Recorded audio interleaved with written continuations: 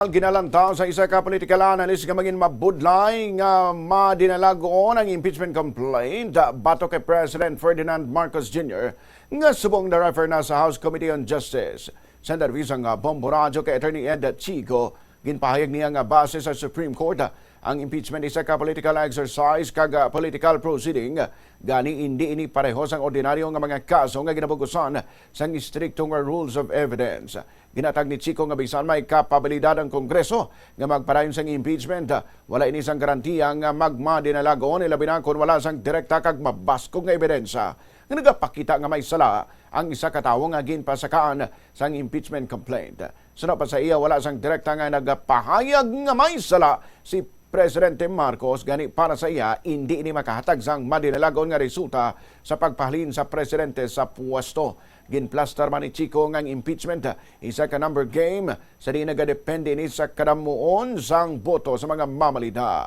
Dugang paniya kung ano o kung nang katuyuan ang mga accountability sa mga opisyal kangay sa Presidente Marcos sa kon Vice President Sara Duterte, mas maayo nga mag-file sa nagkakaigo nga mga kaso sa Office of the Ombudsman kag maglaom nga makitaan ini sang probable cause.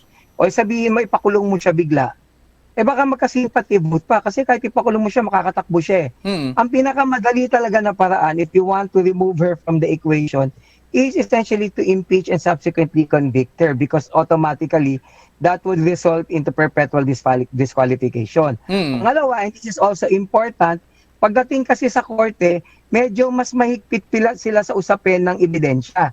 Unang-una, yung usapin ng admissibility ng ebidensya, yung usapin ng relevant ba yung ebidensya, yung usapin na yung mga testimonya ba credible, yung usapin na kung credible ang testimonya, ito ba ay hearsay o baka naman direct o ano.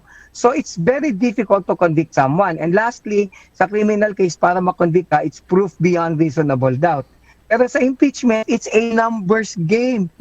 Kung ayaw nila talaga sa'yo, they can really always find a way to do that.